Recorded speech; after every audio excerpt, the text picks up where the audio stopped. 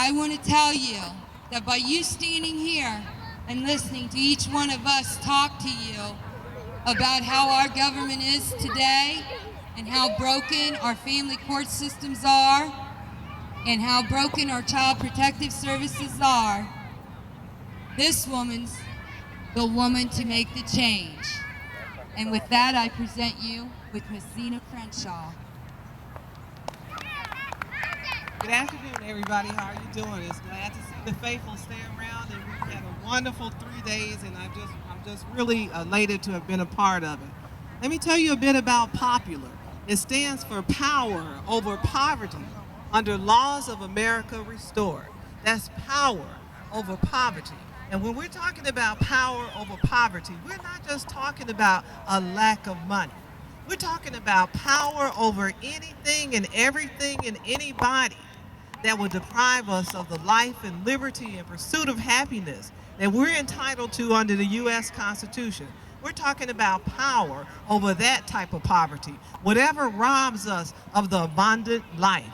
That's what we're talking about when we talk about power over poverty. It's not just about a lack of money. It's not just about being poor. Because in this country, when you're dealing with the corruption, fraud, and abuse of sometimes the local, state, and federal government, it's very few Americans who have the money, the resources to deal with that type of systematic corruption. If you're dealing with that, believe me, relatively speaking, we're all poor.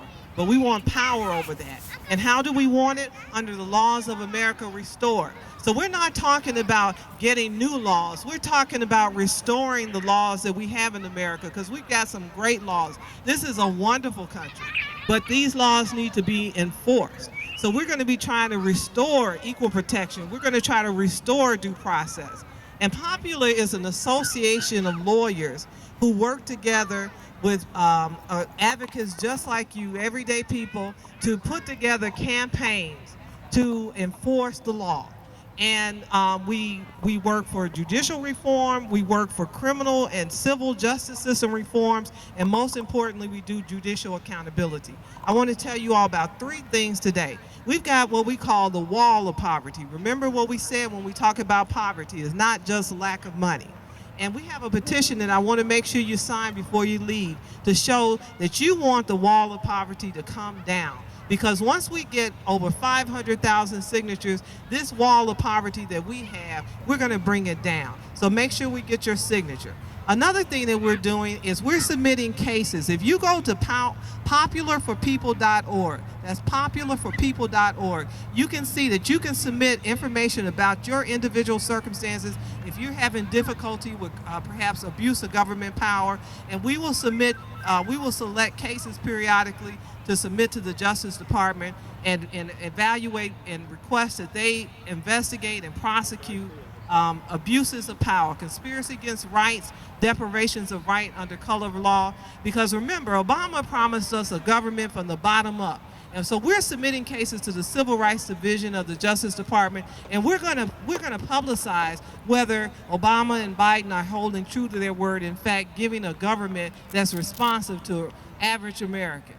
You know, right now, John Conyers, head of the House Judiciary Committee, is conducting an investigation saying that the Bush administration prosecuted some Democrat supporters, some wealthy lawyers and judges, and they got convicted. And he's doing an investigation saying that it was an abuse of the Justice Department. But yet and still, when we contacted the Justice Department, Representative Conyers, and we tell them that our children are being taken away from unlawfully, that judges are conspiring against us, that prosecutors are committing all types of misconduct in order to convict our children and convict our loved ones, we sometimes don't even get a letter.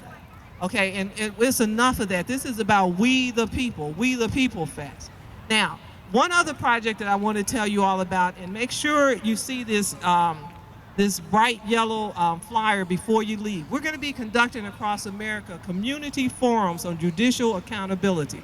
We're going to be getting together and we're going to be talking with average Americans about what they can do to have some control and oversight over the judges. Because we can't really heal in our community if our courts don't function properly.